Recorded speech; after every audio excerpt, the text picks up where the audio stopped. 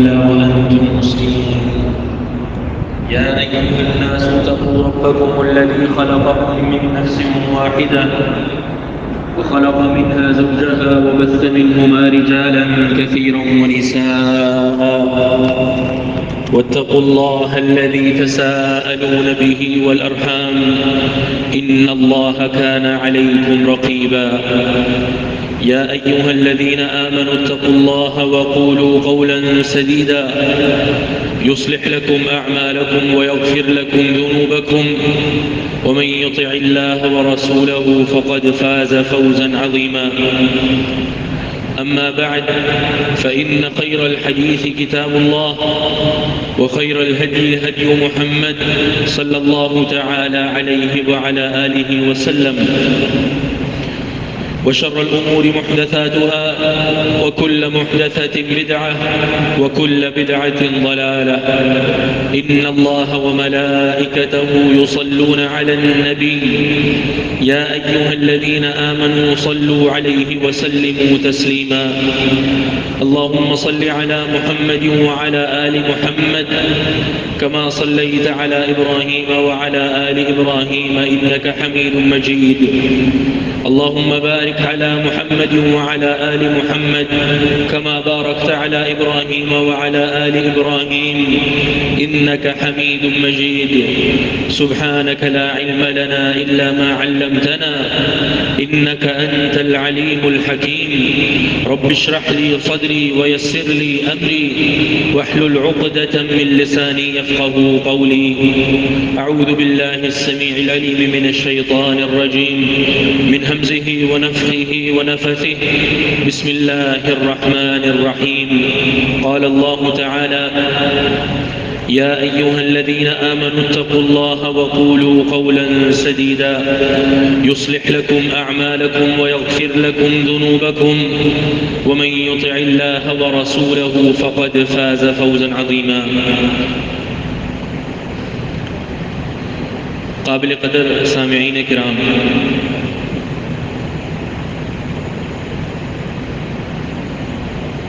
روزے کے مقاصد میں سے ایک مقصد زبان کی حفاظت کرنا بھی ہے.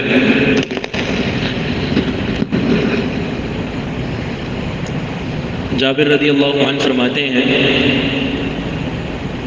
اذا صمت فلیصم سمعک وبصرک ولسانک، کہ جب تم روزہ رکھو تو اس روزے کے ساتھ ساتھ تمہارے جسم کے 3 اعضاء بھی روزہ رکھیں.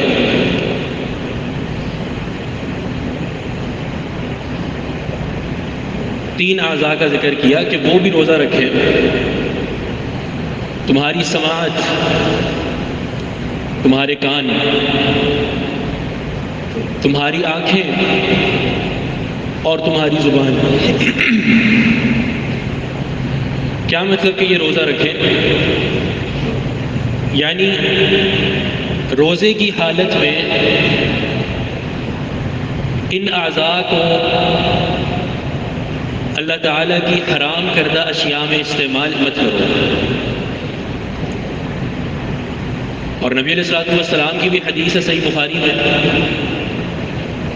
کہ جب تم روزے کی حالت میں ہو اور تمہیں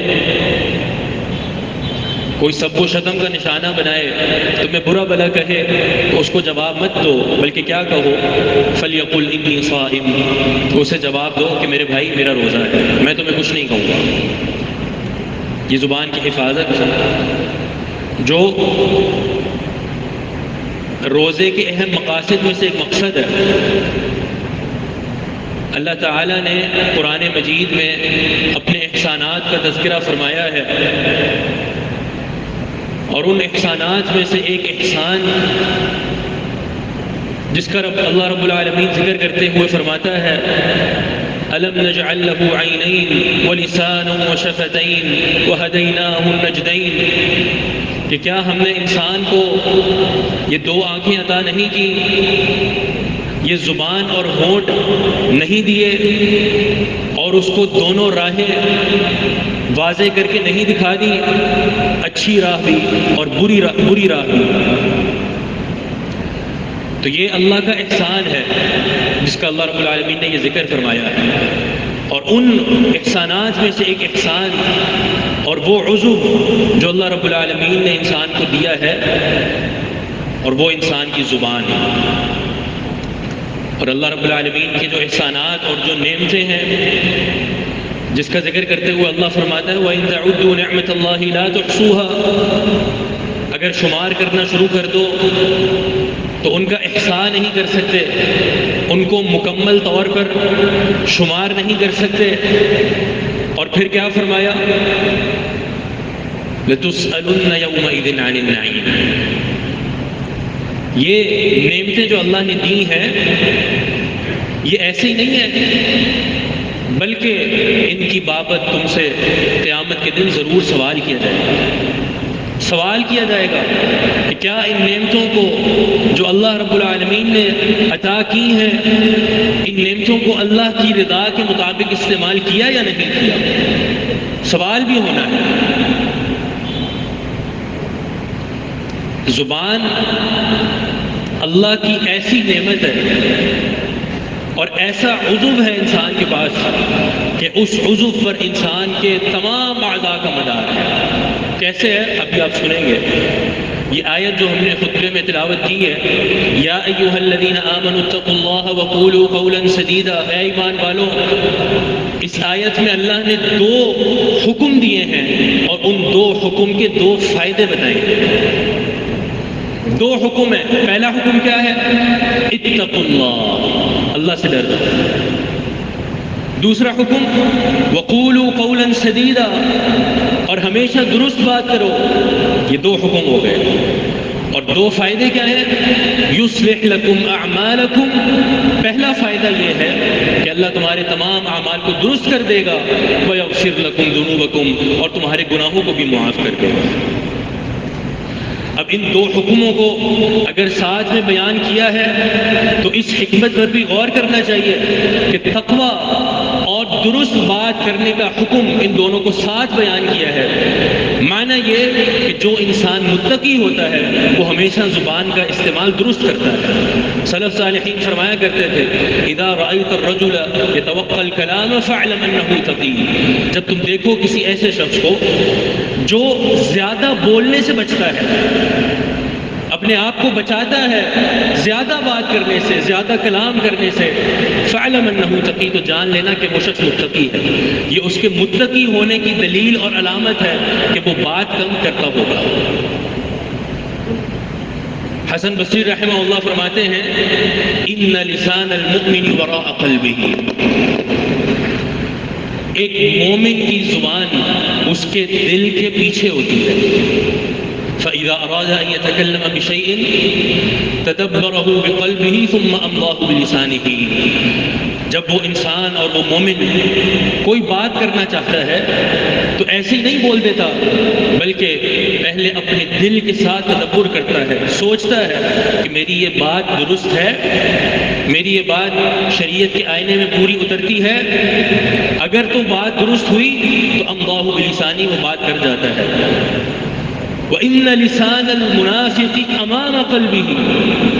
جبکہ ایک منافق کی زبان اس کے دل کے آگے ہوتی ہے، اس کے دل سے پہلے ہوتی ہے.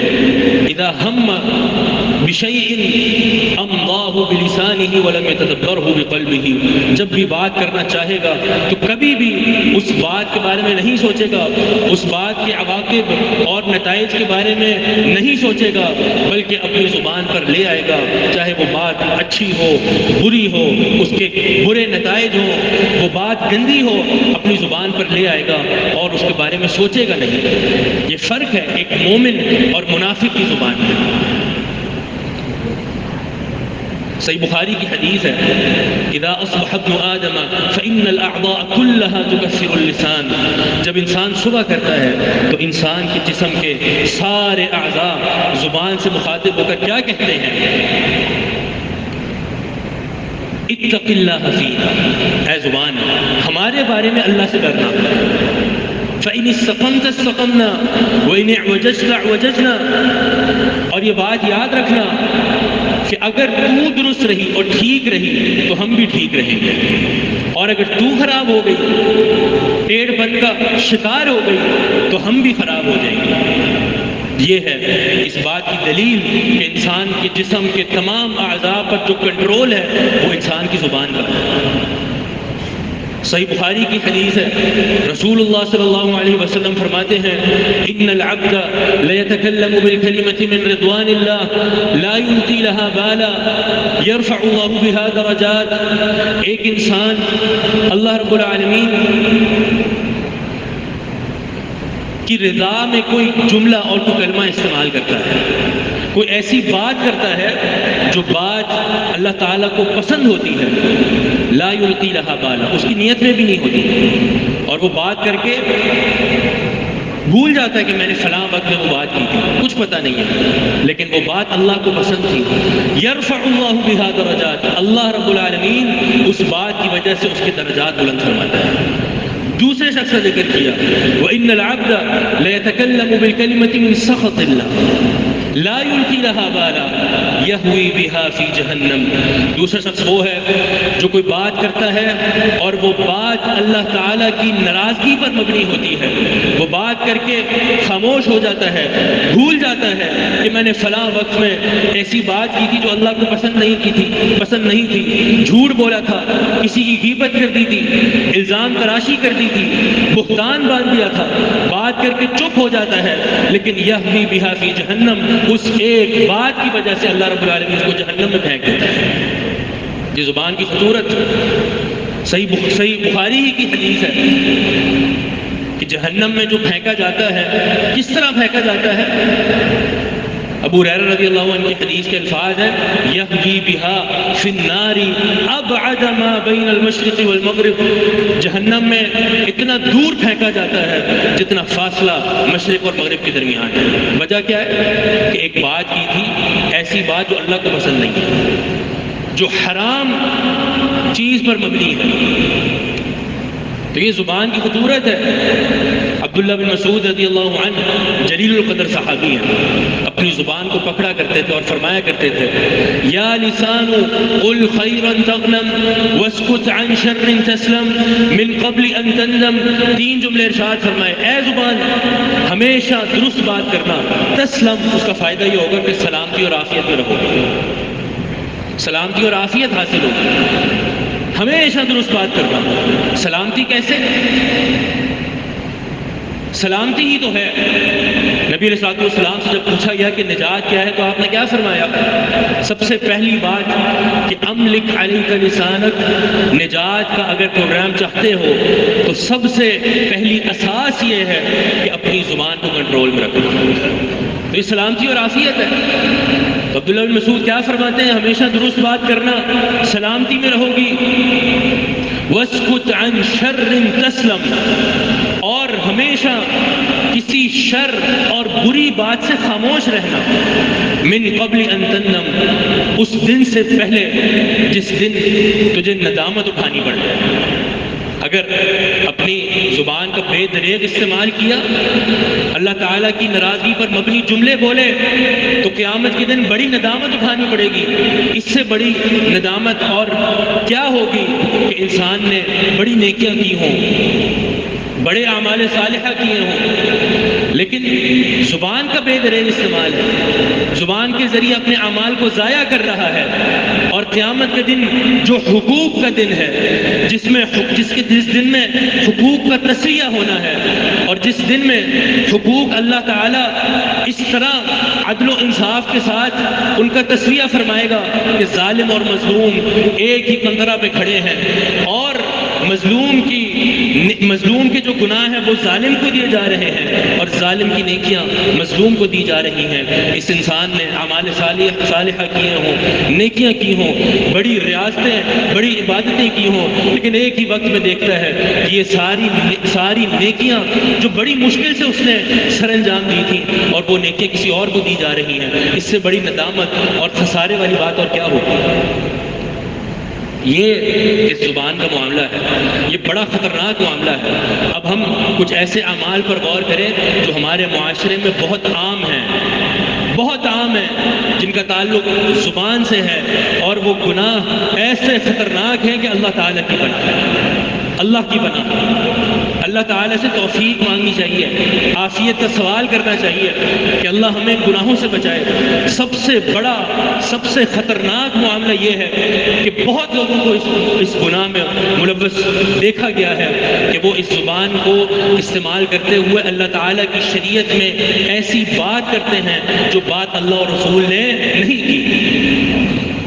انسان بغیر علم کے اس کو پتہ نہیں ہے کسی مسئلے کے بارے میں، کسی سوال کے جواب کے بارے میں اس کو علم نہیں ہے، نہ قرآن کی آیت کا پتہ ہے نہ کسی حدیث کا پتہ ہے، لیکن بغیر علم کے فتویٰ دے دے، بغیر علم کی کوئی بات کر دے، اس سے بڑا گناہ کوئی نہیں ہے۔ اللہ رب العالمین نے ایک مقام پہ گناہوں کا تذکرہ فرمایا ہے، بڑی عظیم الشان آیت ہے، قل انما حرم ربی الفواحش ما ظہر منها وما بطن والاثم والبغی بغیر الحق وان تشرکوا باللہ ما لم ينزل به سلطانا وان تقولوا علی اللہ ما لا تعلمون۔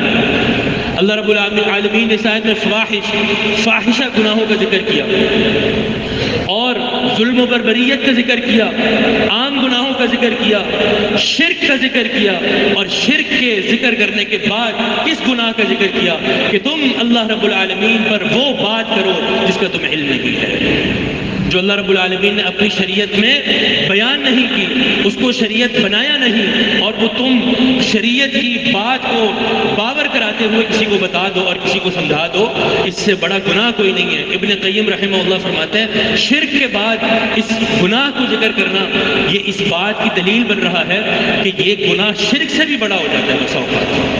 بس اوقات اللہ تعالیٰ پر افتراء، اللہ تعالیٰ پر جھوٹ باندھنا، بغیر علم کے اللہ تعالیٰ پر کوئی بات کر دینا، یہ بس اوقات شرک سے بھی بڑا گناہ بن جاتا ہے۔ ایک اور مقام پہ اللہ رب العالمین کیا فرماتا ہے؟ وَيَوْمَ الْقِيَامَةِ تَرَى الَّذِينَ كَذَبُوا عَلَى اللَّهِ وُجُوهُهُمْ مُسْوَدَّةٌ، قیامت کے دن آپ ان لوگوں کو دیکھیں گے جنہوں نے اللہ تعالیٰ پر جھوٹ باندھا ہوگا کہ ان کے چہرے سیاہ ہوں گے، ذلت اور رسوائی ان کے چہروں پر جمی ہوگی۔ گناہ کیا ہے کہ اللہ تعالیٰ کے اوپر جھوٹ باندھا، افتراء رازی، اللہ کی شریعت میں ایسی بات کی جو بغیر علم کی تھی، بغیر دلیل کی تھی۔ وَلَا تَقُولُوا لِمَا تَصِفُ أَلْسِنَتُكُمُ الْكَذِبَ هَذَا حَلَالٌ وَهَذَا حَرَامٌ لِتَفْتَرُوا عَلَى اللَّهِ الْكَذِبَ إِنَّ الَّذِينَ يَفْتَرُونَ عَلَى اللَّهِ الْكَذِبَ لَا يُفْلِحُونَ۔ ایک اور مقام پہ اللہ رب العالمین کیا فرما رہے ہیں کہ اپنی زبانوں سے یہ باتیں مت کرو بغیر علم کے کہ یہ حلال ہے اور یہ حرام ہے، لِتَفْتَرُوا عَلَى اللَّهِ الْكَذِبَ کہ اس کے ذریعے تم اللہ تعالیٰ پر جھوٹ باندھتے ہو۔ آگے کیا فرمایا؟ جو اللہ تعالیٰ پر جھوٹ باندھتے ہیں کبھی کامیاب نہیں ہوتے۔ اللہ پر جھوٹ باندھنا، افتراء رازی، یہ سب سے سنگین گناہ ہے زبان سے صادر ہونے والا۔ اور پھر نبی علیہ الصلوۃ والسلام پر جھوٹ باندھنا یہ کوئی عام گناہ ہے؟ صحیح بخاری اور صحیح مسلم کی بڑی معروف حدیث ہے، ان کذبا علی لیس ککذب علی احد من کذب علی متعمدا فلیتبوأ مقعدہ من النار۔ مجھ پر جھوٹ باندھنا کسی عام بندے پر جھوٹ باندھنے کے مترادف نہیں ہے، بڑا فرق ہے۔ کیا فرق ہے؟ کہ جس نے مجھ پر جان بوجھ کر ایک جھوٹ باندھا، ایک جھوٹ منسوخ کیا۔ کتنے جھوٹوں کا ذکر کیا؟ صرف ایک جھوٹ۔ کوئی ایسی روایت بیان کر دی جو میں نے بیان نہیں کی اور یہ کہہ دیا کہ یہ حدیث ہے، فَلْيَتَبَوَّأْ مَقْعَدَهُ مِنَ النَّارِ، دنیا میں ہی سمجھ لے کہ میں نے قیامت کے دن جہنم میں جانا ہے۔ نبی علیہ السلام پر جھوٹ۔ اب آج اپنے معاشرے میں دیکھ لیجیے کہ یہ گناہ کتنا عام ہے، یعنی شریعت ایک ایسی مظلوم چیز بن چکی ہے، آپ کسی بھی شعبے میں جائیں اس شعبے کے ماہرین سے سوال کیا جاتا ہے۔ اگر کسی مرض کے بارے میں سوال ہو ڈاکٹر سے پوچھا جائے گا، انجینئر یا پائلٹ سے نہیں پوچھا جائے گا، ڈاکٹر سے پوچھا جائے گا، یا کسی اور شعبے میں چلے جائیں اس شعبے کے جو ماہرین اور حاملین ہیں ان سے پوچھا جائے گا۔ لیکن شریعت کو جب ہم دیکھتے ہیں تو ہر ایرا غیرہ مفتی بنا ہوتا ہے، علم ہو یا نہ ہو، دلیل کا پتہ ہو یا نہ پتہ ہو، علماء کے موقف کا پتہ ہو یا نہ ہو، جواب دیتا پھرتا ہے۔ یہ اس دور کی ایک بہت بڑی خامی ہے۔ آپ سوشل میڈیا میں بھی دیکھیں گے تو کس طرح حدیثوں کو نبی علیہ السلام کی طرف منسوب کر کے نشر کیا جا رہا ہو، اور بس اوقات بڑے سادہ لوگ انسان بھی ان حدیثوں کو نشر کر دیتے ہیں، تو اس کی خطورت کو بالا تر کرتے ہوئے اور پس پشت ڈالتے ہوئے ایسی روایتوں کو نشر کر دیتے ہیں جبکہ ان کو پتہ ہی نہیں ہوتا کہ یہ روایت تو نبی صلی اللہ علیہ وسلم نے بیان فرمائی ہی نہیں ہے، یہ تو ایک عام سی بات ہے جس کو نبی صلی اللہ علیہ وسلم کی طرف منسوخ کیا جا رہا ہے۔ تو بڑا خطرناک معاملہ ہے، اس کا تعلق زبان سے ہے، اور ان حدیثوں اور ان آیات کے ذریعے ان لوگوں کا بھی بڑے ہی پرزور انداز میں رد کر دیا جائے گا کہ جن لوگوں کے منہج میں اور جن لوگوں کے نظریے میں یہ بات شامل ہے کہ دعوت دین کے لیے جھوٹی حدیث پیش کرنا جائز اور درست ہے۔ بہت سے ایسے لوگ ہیں، بڑی ان کی جماعت ہے، اور ان کا نظریہ کیا ہے کہ دعوت دین میں اگر آپ جھوٹی حدیث بیان کرتے ہیں تو درست ہے۔ یہ کیسی دعوت ہے؟ ایسی دعوت صحابہ نے کیوں نہیں دی؟ کہ کیا آپ کے لیے نبی صلی اللہ علیہ وسلم کی ثابت شدہ احادیث کافی نہیں ہے؟ ان آیات اور احادیث کو سامنے رکھیے، ان کی خطورت کو سامنے رکھیے، تو یہ زبان سے صادر ہونے والا ایسا گناہ جو بڑا ہی سنگین ہے۔ دوسرے نمبر پر جس گناہ کا ذکر کرنا چاہیے زبان کے ساتھ جس کا تعلق ہے وہ ہے غیر اللہ کی قسم کھانا۔ رسول اللہ صلی اللہ علیہ وسلم کی حدیث ہے لا تحلفوا بآبائکم ولا بأمہاتکم ولا بالأنداد ولا تحلفوا الا باللہ ولا تحلفوا باللہ الا وانتم صادقون۔ اپنے آباء و اجداد کی، اپنے والدین کی قسمیں مت کھاؤ، شریکوں کی قسمیں مت کھاؤ، اور قسم کھانی ہو تو صرف اللہ کی قسم کھانی، اور اللہ کی قسم بھی کب کھانی ہے؟ الا وانتم صادقون، جب تمہیں 100% علم ہو کہ تم اپنی اس بات میں سچے ہو تو صرف اللہ کی قسم کھانی ہے۔ من حلف بغیر اللہ فقد اشرک، جس نے غیر اللہ کی قسم کھائی، غیر اللہ کی، اللہ کے علاوہ کسی بھی شے کا ذکر کر دیا جائے، کسی بھی مخلوق کا ذکر کر دیا جائے، تو اللہ کے علاوہ کسی بھی مخلوق کی جس نے قسم کھائی فقد اشرک، اس نے شرک کیا۔ نبی صلی اللہ علیہ وسلم کی حدیث ہے، یہ اس کا تعلق بھی زبان سے ہے۔ ایک اور گناہ جس کا تعلق زبان سے ہے اور جس کا سب سے زیادہ استعمال کاروباری حضرات سے ہوتا ہے وہ کیا ہے کہ کسی چیز کو اور کسی سامان کو بیچنا جھوٹی قسم کھا کر۔ صحیح مسلم کی حدیث ہے ثلاثۃ لا یکلمہم اللہ ولا یزکیہم ولہم عذاب علیم، 3 لوگ ایسے ہیں کہ اللہ تعالیٰ قیامت کے دن ان سے کلام نہیں کرے گا، ان کا تزکیہ نہیں کرے گا، ان کو پاک نہیں کرے گا، اور ان کو دردناک عذاب میں جھونک دے گا۔ ابو ذر رضی اللہ عنہ حدیث کے راوی ہیں، کہنے لگے خابوا وخسروا من هم یا رسول اللہ کے رسول، یہ لوگ برباد ہوں۔ یہ لوگ کون ہیں؟ 3 لوگ ہیں۔ کون؟ المسبل، سب سے پہلا شخص وہ جو اپنے لباس کو ٹخنوں سے نیچے رکھتا ہے، اپنے لباس کو ٹخنوں سے نیچے رکھتا ہے۔ دوسرا شخص المنان، جو کوئی چیز دے کر احسان جتلاتا ہے، اس کا تعلق بھی زبان سے ہے۔ آپ کسی پر احسان کریں تو احسان کر کے بھول جائیں، یہ نہ ہو کہ احسان کرنے کے بعد اپنے احسان کو جتلاتے رہیں، میں نے فلاں دن تمہارے ساتھ یہ نیکی کی تھی، تمہارے ساتھ یہ احسان کیا تھا۔ تو اللہ کے رسول فرما رہے ہیں کہ یہ شخص ان لوگوں کی فہرست میں شامل ہوگا۔ اور تیسرا شخص المنفق سلعته بالحلف الكاذب، اپنے سامان کو جھوٹی قسم کھا کر بیچنے والا۔ یہ 3 لوگوں کا ذکر فرمایا، ان کے یہ گناہ ہیں، اور عذاب کیا ہے؟ اللہ کلام نہیں کرے گا، پاک نہیں کرے گا، اور دردناک عذاب میں جھونک دے گا۔ کتنے شدید معاملات ہیں، کتنے شدید گناہ ہیں جو زبان سے صادر ہو رہے ہیں۔ ایک اور گناہ اپنی گفتگو میں جھوٹ بولنا۔ رسول اللہ صلی اللہ علیہ وسلم کی حدیث ہے آیت المنافق ثلاث، منافق کی 3 نشانیاں ہیں۔ اذا حدث کذب، جب بھی بات کرے گا جھوٹ بولے گا۔ واذا وعد اخلف، اور جب بھی وعدہ کرے گا وعدہ خلافی کرے گا۔ واذا اؤتمن خان، اور جب اس کو امین بنایا جائے، اس کے پاس کوئی امانت رکھوائی جائے تو اس امانت میں خیانت کرے گا۔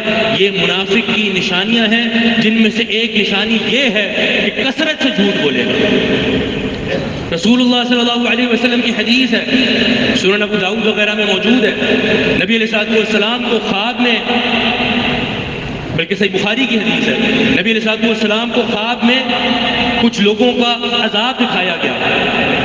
ان میں سے ایک شخص وہ تھا جس کے اوپر ایک فرشتہ سوار ہے، اور اور اس فرشتے کے ہاتھ میں ایک لوہے کا کنڈا ہے جو بڑا ہی باریک اور تیز ہے، اور یہ فرشتہ اس شخص کی پشت پر سوار ہے اور اس شخص کی گدی میں وہ لوہا داخل کرے گا اور اس کو چیرے گا اس کے ہونٹ تک، پھر داخل کرے گا اور اس کو ناک تک چیرے گا، پھر داخل کرے گا اور اس کی آنکھ تک اس کو چیرے گا۔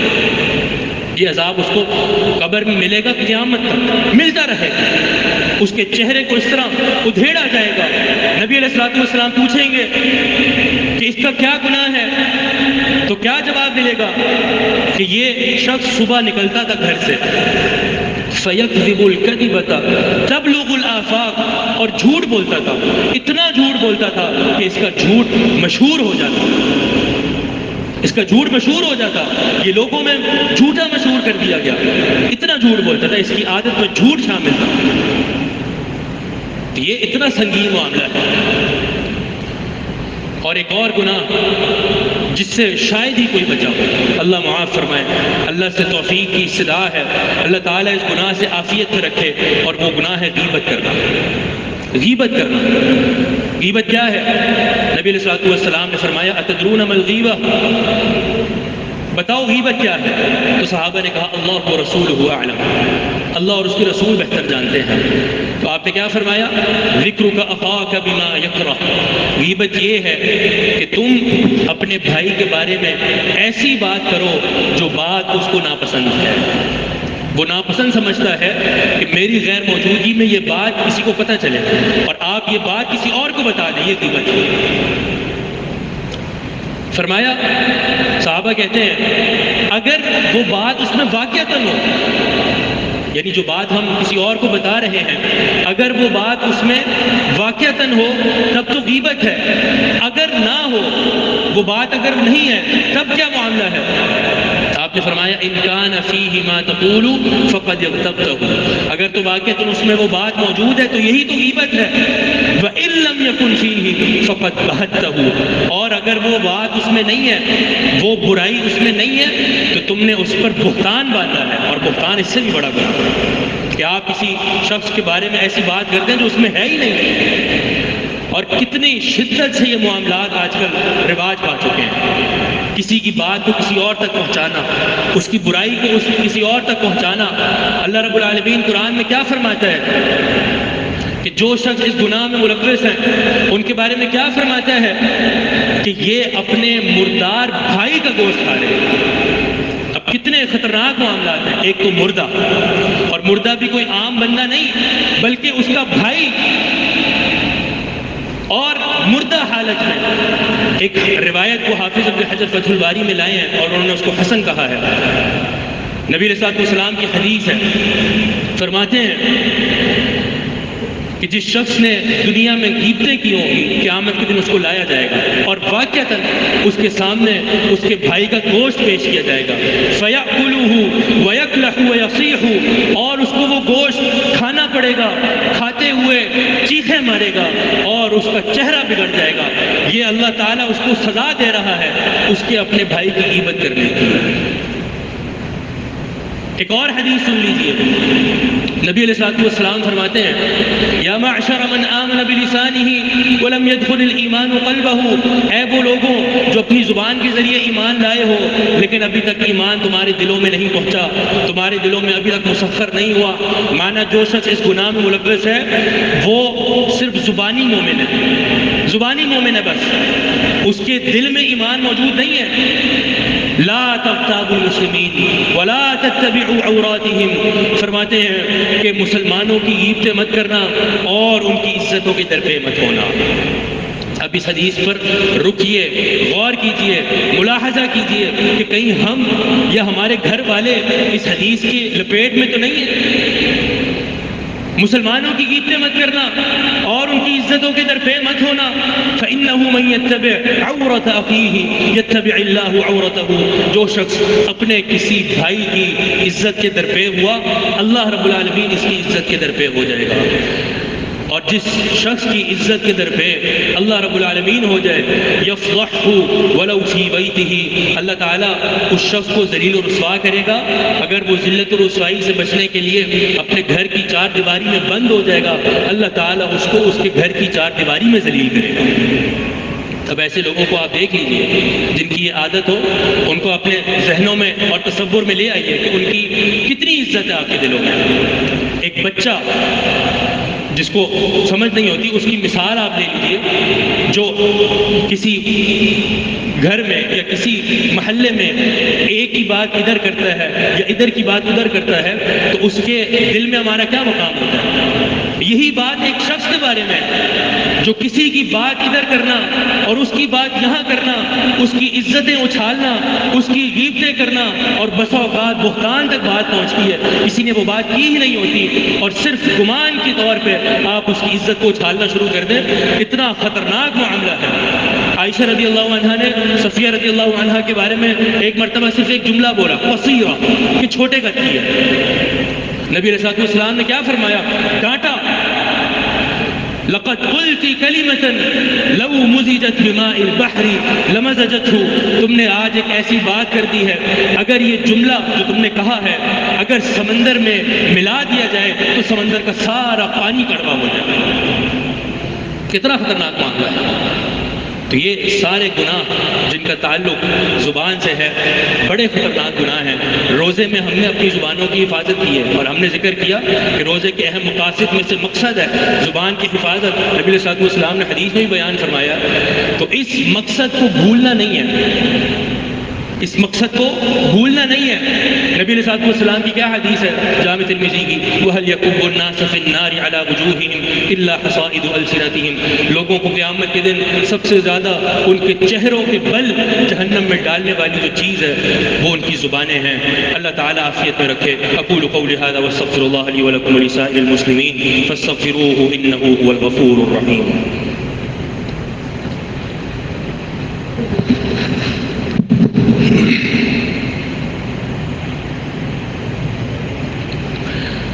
الحمد لله وحده